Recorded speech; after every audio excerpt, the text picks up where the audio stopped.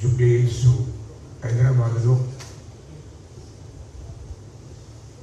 Jubilee hills constituency assembly కాన్స్టిట్యున్సీలో మరి Congress party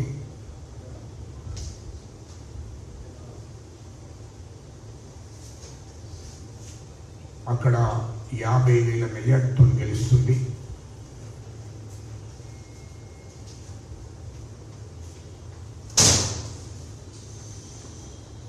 ప్రజలందరూ కూడా కాంగ్రెస్ పార్టీ వైపు ఉన్నారనే విషయాన్ని కూడా ఈ సందర్భంగా మరి తెలియజేస్తున్నాను.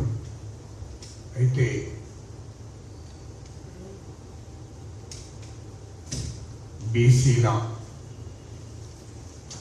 బీసీలకు 42% రిజర్వేషన్లు, బీసీలకు 42% రిజర్వేషను కావాలనే లక్ష్యంతో మా ముఖ్యమంత్రి రేవంత్ రెడ్డి గారు ముందుకు పోతున్న విషయం మీ అందరికీ తెలిసిందే.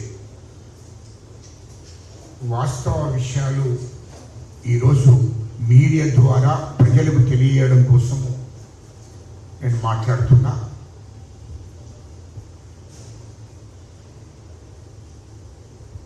ఇలా రాహుల్ గాంధీ గారు దేశవ్యాప్తంగా కులగణన జరగాలి అనే లక్ష్యంతో ముందుకు పోతున్నాడు. ఈ దేశంలో బీసీలు 60% బీసీలు ఉన్నారు. బీసీల జనాభా నిష్పత్తి ప్రకారం వాళ్లకు రిజర్వేషన్లు అమలు చేయాలనేటువంటి లక్ష్యంతో మరి అమలు చేయాలనే లక్ష్యంతో మరి మా రాహుల్ గాంధీ గారు ముందుకు పోతున్నారు. వీళ్ళు ఎస్సీల జనాభా నిష్పత్తి ప్రకారం వాళ్లకు రిజర్వేషన్లు కావాలి, ఎస్టీలకు జనాభా నిష్పత్తి ప్రకారం వాళ్లకు రిజర్వేషన్లు కావాలి, అగ్రవర్ణాల పేదలకు వాళ్ళ జనాభా నిష్పత్తి ప్రకారం వాళ్ళకు కూడా రిజర్వేషన్లు అమలవుతున్నాయి.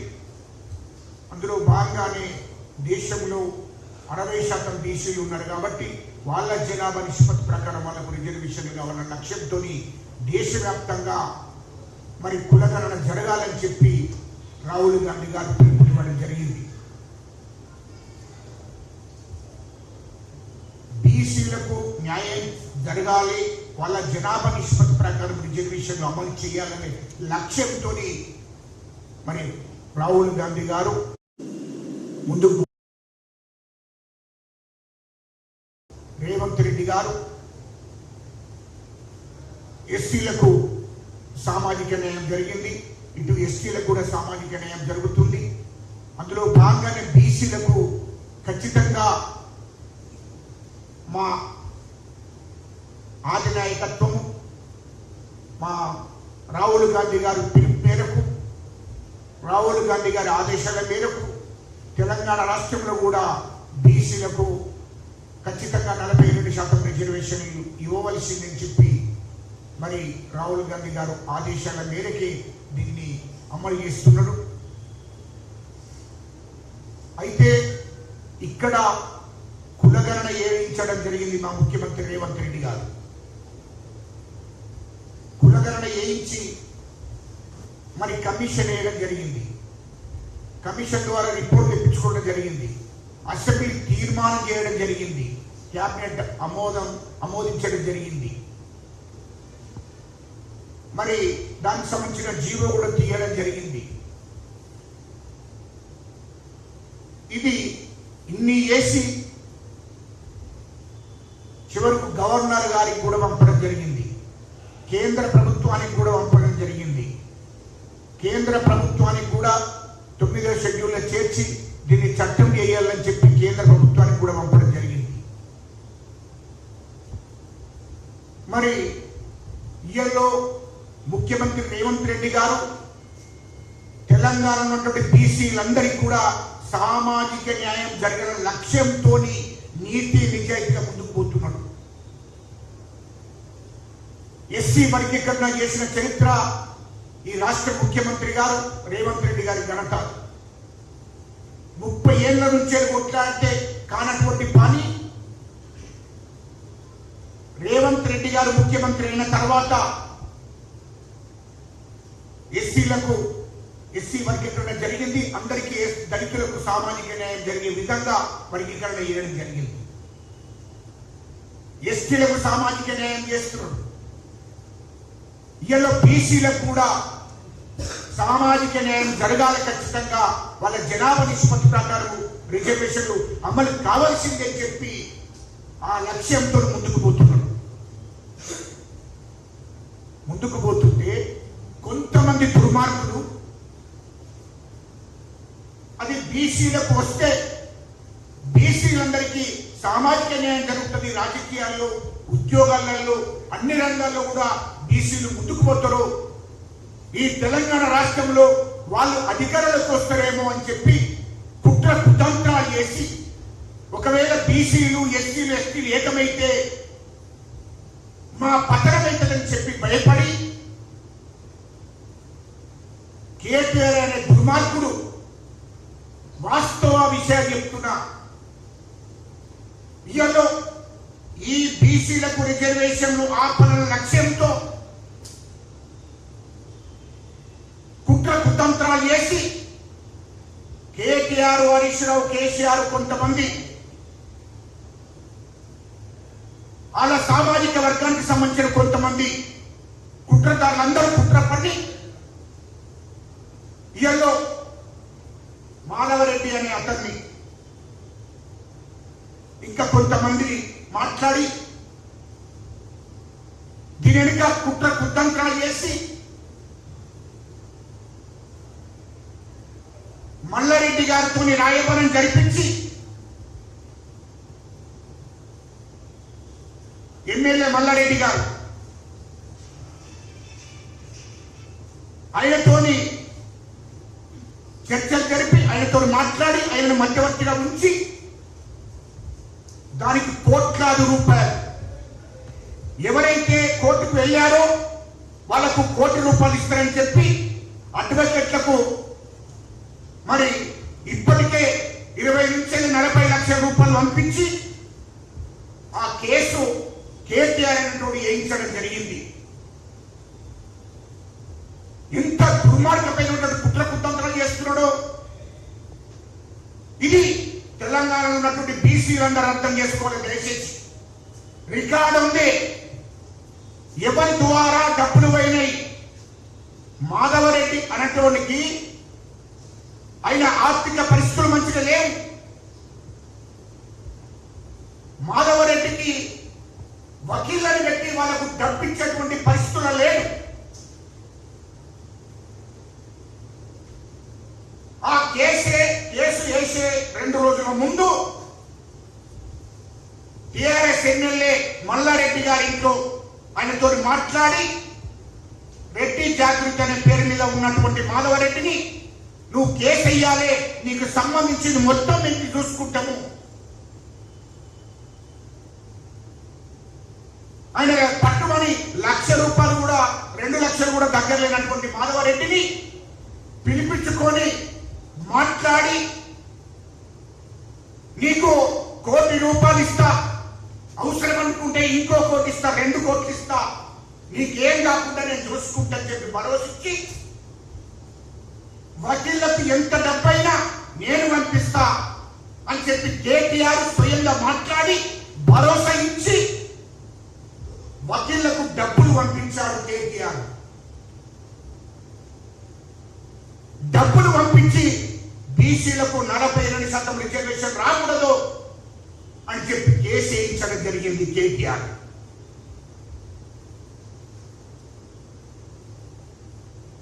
హైకోర్టు ద్వారా అడ్డగించడం జరిగింది. ఇలా సుప్రీంకోర్టు కూడా ఓటే ప్రభుత్వం, సుప్రీంకోర్టు కూడా ఇంకా 10 కాదు 20 కోట్లంటే నేను ఖర్చు పెడతా, సుప్రీంకోర్టులో కూడా వాళ్ళకు అనుకూలంగా తీర్పు రాకూడదు అని చెప్పి ఛాలెంజ్ చేస్తున్నాడు కేటీఆర్ అంటూ. ఇదేంటి, బీసీలకు రిజర్వేషన్లు రాకూడదు, బీసీలకు రిజర్వేషన్లు వస్తే తెలంగాణ రాష్ట్రంలో వాళ్ళు అన్ని రంగాల్లో ముందుకు పోతారు, రాజకీయ అధికారం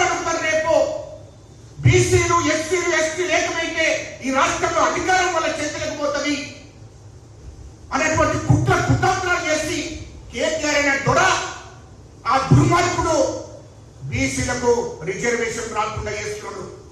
ఆర్ కృష్ణయ్య గారు ఇది గుర్తుపెట్టుకోండి. కృష్ణన్న, బీసీల అందరూ కూడా ఇది ఆలోచన చేయండి. ముఖ్యమంత్రి రేవంత్ రెడ్డి గారు సిద్ధశుద్ధితో చేశాడు. వాస్తవానికి అన్ని వర్గాలకు సామాజిక న్యాయం జరగవలసిందని లక్ష్యం కొద్ది మా ముఖ్యమంత్రి రేవంత్ రెడ్డి గారు ముందుకు పోతున్నాడు. అది గుర్తుపెట్టుకోవాలి. కాంగ్రెస్ ప్రభుత్వం మీద అబండాలు వేయడం, ముఖ్యమంత్రి గారి మీద అబండాలు వేయడం మానుకోవాలని చెప్తున్నా బీసీ సోదరులకు. వాస్తవం తెలుసుకోండి. మీరు ఏదో రాష్ట్ర ప్రభుత్వం చేతున్న పనంతా చేయడం జరిగింది. వాస్తవాలు తెలుసుకోకుండా రాష్ట్ర ప్రభుత్వం మీద మీరు మాట్లాడితే మరి మీ ఎడుక ఎవరిని నడిపిస్తున్నారో మాకు తెలియదు. కానీ బీసీలకు న్యాయం జరగాలి, బీసీ ప్రజలతో ఆటాడుకోవద్దని చెప్పి నేను కొంతమంది నాయకులకు చెప్తున్నా. బీసీ ప్రజలతో ఆటాడుకోకండి, రాజకీయాలతో. ఏదో బీసీల గురించి దేశంలో కానీ రాష్ట్రంలో కానీ ఏ ముఖ్యమంత్రులు పట్టించుకోలే, ఏ ప్రధానమంత్రులు పట్టించుకోలే. కానీ ఇవాళ రాష్ట్ర ముఖ్యమంత్రి రేవంత్ రెడ్డి గారు ఖచ్చితంగా బీసీలకు రిజర్వేషన్ ఇవ్వాల్సిందే, బీసీలకు సామాజిక న్యాయం జరగవలసిందే అని చెప్పి ఆ లక్ష్యంతో ముందుకుపోతున్నాడు. బీసీల మీద ప్రేమ ఉన్నది కాబట్టి బీసీలకు న్యాయం జరగవలసిందే అనేటువంటి ఆలోచనతో ముఖ్యమంత్రి రేవంత్ రెడ్డి గారు ముందుకు పోతున్నాడు. అందుకోసమే కులగణన వేయించాడు. ఒకవేళ ఆనాడు బీసీల మీద ఇష్టం లేకపోతే కులగణన వేయించేవాడు కాదు. రాహుల్ గాంధీ గారి ఆదేశాల మేరకు ఖచ్చితంగా కులగణన వేయించవలసిందని చెప్పి ముఖ్యమంత్రి రేవంత్ రెడ్డి గారు కులగణన వేయించాడు. కమిషన్ వేశాడు, అన్ని రిపోర్టులు తెప్పించుకున్నాడు. అందుకోసమే అసెంబ్లీ తీర్మానం చేయించడం జరిగింది, క్యాబినెట్ తీర్మానం చేసింది. అందుకోసమే గవర్నర్ పంపాడు. రాష్ట్ర ప్రభుత్వం చేతున్న పనంతా చేయడం జరిగింది, కేంద్ర ప్రభుత్వం చేతిలో ఉంది. ఆర్ కృష్ణ గారు, మీరు ఒకవేళ బీజేపీ రాజ్యసభ సభ్యులే కదా, ఈ కోర్టు ద్వారా ఈ దుర్మార్గులు ఆపుతున్నారు కదా, మరి మీరు బీజేపీ రాజ్యసభ సభ్యుడిగా దేశంలో ఉన్నటువంటి బీసీ ఎంపీలందరూ, బీజేపీ ఎంపీలందరినీ ఏకం చేసి, అన్ని పార్టీలు ఉన్నటువంటి ఎంపీలందరూ ఏకం చేసి ప్రధానమంత్రి దగ్గరికి పోయి అడిగి మరి 9వ షెడ్యూల్ చేర్చి అది చట్టం చేసినట్టు చూడాలి. అది నీ బాధ్యత కదా, నువ్వు రాజ్యసభ సభ్యుడివి కదా. మొత్తం ఈ రాష్ట్రంలో బీసీ ఎంపీలను, దేశంలో బీసీ ఎంపీలందరినీ నువ్వు ఏకం చేయవలసిన అవసరం నీ మీద ఉంది కదా. బీజేపీ నాయకులే కదా నువ్వు. అన్నప్పుడు నువ్వు ఇది పార్లమెంట్ లో బిల్లు పెట్టేయచ్చు కదా, ఇది రాజ్యసభలో బిల్లు పెట్టేయచ్చు కదా, రాష్ట్రపతి పంపించచ్చు కదా, అధికారం నీ చేతుల్లో ఉంది కదా. ఆర్ కృష్ణ, ఇవన్నీ తెలుసు కదా మీకు. ఇక్కడ రోజుల మీద నీటి మీద ధర్మం చేస్తే కాదు. నువ్వు రాజ్యసభ సభ్యుడిగా, ఒక బీసీ పెద్ద బిడ్డగా నువ్వు కేంద్ర ప్రభుత్వం మీద ఒత్తిడి తీసుకురా. ఇక్కడ ప్రభుత్వం హైకోర్టు మీద రేపు సుప్రీంకోర్టు కూడా పోవడానికి సిద్ధంగా ఉంది. కానీ ఒకవేళ నిజంగానే మీకు సిద్ధశుద్ధి ఉంటే, బీజేపీ వాళ్ళకి సిద్ధశుద్ధి ఉంటే, బీసీల మీద ప్రేమ ఉంటే, ఈ దేశంలో 60% బీసీలు హిందువులే. ఏదో తెల్లారితే పొద్దు ఉంటే బీజేపీ వాళ్ళందరూ ప్రధానమంత్రి నరేంద్ర మోడీ ఊకే రాముని అంటాడు, హిందువులు అంటాడు కదా. మరి ఈ దేశంలో 60% హిందువులకు ఆయన న్యాయం చేస్తారా చెయ్యడా అడగవలసిన బాధ్యత ఆర్ కృష్ణ గారి మీద ఉంది. మరి కాబట్టి నువ్వు నరేంద్ర మోడీ గారు ఈ దేశ ప్రధానమంత్రి, ఇక్కడ తీర్మానం అసెంబ్లీ తీర్మానం చేసి పంపించారు కదా. అక్కడ పార్లమెంట్ లో పెట్టి బిల్ చేయమని చెప్పండి, చట్టం చేయమని చెప్పండి. రాజ్యసభ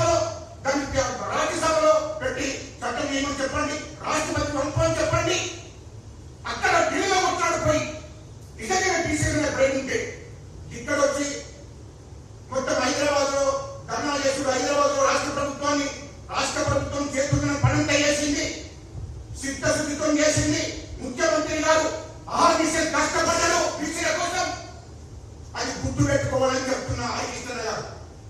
ఇలా బీసీలందరినీ రెచ్చగొట్టి బీసీ ప్రజలను మోసం చేసే ప్రయత్నం దయచేసి చేయకూడదు, దయచేసి చేయకూడదు. బీసీ ప్రజలకు నువ్వు న్యాయం చేయాలనుకుంటే బీసీ నాయకులంతా ఢిల్లీకి ప్రయాణం రండి, ఢిల్లీలో కేంద్ర ప్రభుత్వంగా ఒత్తిడి తీసుకురండి, అది పార్లమెంట్ పెట్టుకోనండి, పార్లమెంట్ పెట్టి ఢిల్లీ ఏమో చెప్పండి. బీజేపీ అధికారంలో ఉంది, పార్లమెంట్ వాళ్ళ చేతుల్లో ఉంది, రాజ్యసభ కూడా వాళ్ళ చేతుల్లో ఉంది. కాబట్టి పార్లమెంట్ లో ఆమోదం పొందించి రాజ్యసభకు పంపితే రాజ్యసభ కూడా ఆమోదం చేస్తుంది, రాష్ట్రపతికి పంపని చెప్పండి. ఈ విషయాన్ని నరేంద్ర మోడీ గారి దృష్టికి తీసుకెళ్ళండి హరికృష్ణ గారు. ఆల్ పార్టీస్ ఉన్న బీసీ ఎంపీలందరినీ ఢిల్లీకి తీసుకపోండి అని చెప్తున్నా.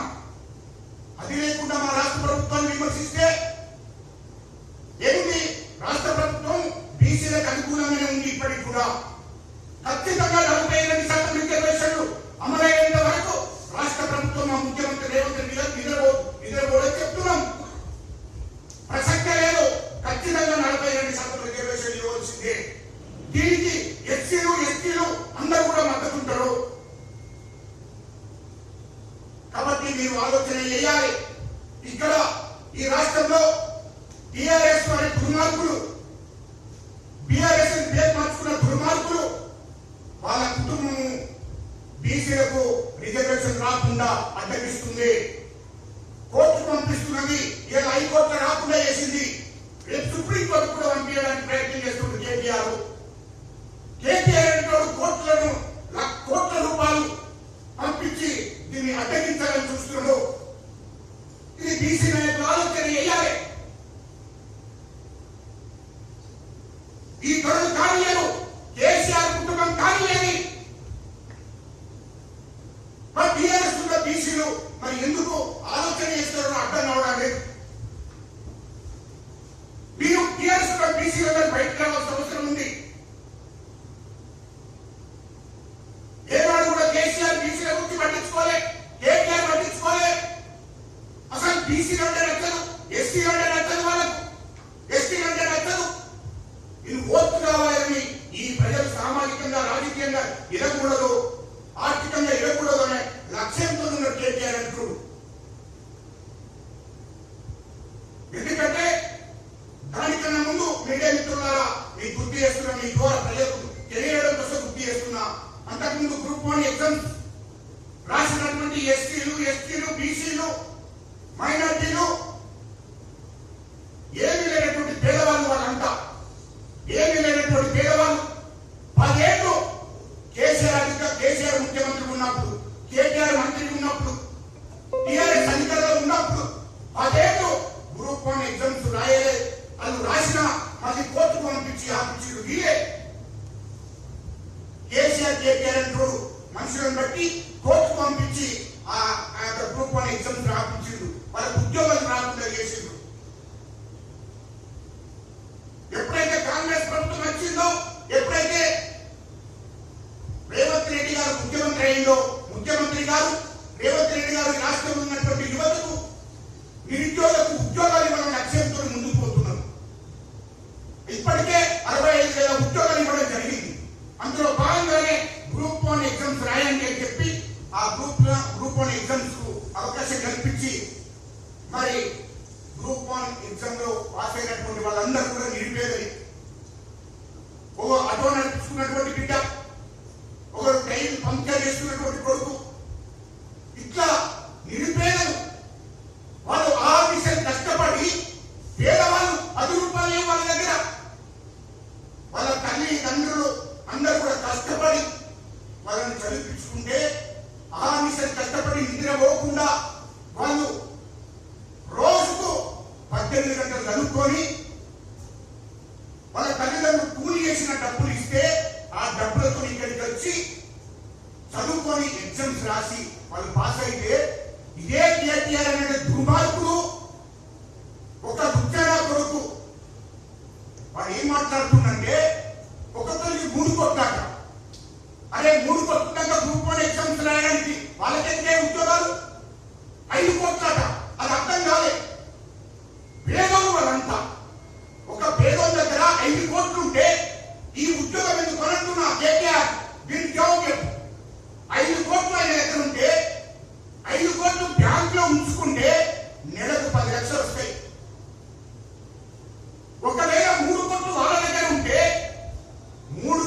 చూసుకున్న 6 లక్షల రూపాయలు వస్తాయి నెలకు. ఈ గ్రూప్ 1 ఎగ్జామ్స్ పాస్ అయితే ఎంత ఏమొస్తుంది? నెలకు 70,000 నుంచి 1,00,000 రూపాయలు దాకా వస్తుంది జీతం. ఈ 1,00,000 రూపాయలు ఎందుకు వాళ్ళతో? ఎక్కడ బిజినెస్ చేసుకున్నా 3 కొట్టున్నటువంటి పేదవాళ్ళు ఎక్కడ బిజినెస్ చేసుకున్నా నెలకు 5 నుంచి 10 లక్షలు సంపాదించుకుంటారు. అరే బిజినెస్ గురించి కూడా తెలియకపోతే ఏం చేస్తారు? 3 కొట్టున్నోడికి ఉద్యోగం అవసరమా? 5 కొట్టున్నోళ్ళకు ఈ ఉద్యోగం అవసరమా? వాడు ఎక్కడ బ్యాంకులో పెట్టుకున్నా నెలకు 5 నుంచి 10 లక్షలు వస్తాయి. ఎక్కడ వ్యాపారం చేసుకున్నా 5 నుంచి 8 లక్షలు 10 లక్షలు సంపాదించుకుంటాడు. 3 కోట్లు 5 కోట్లు.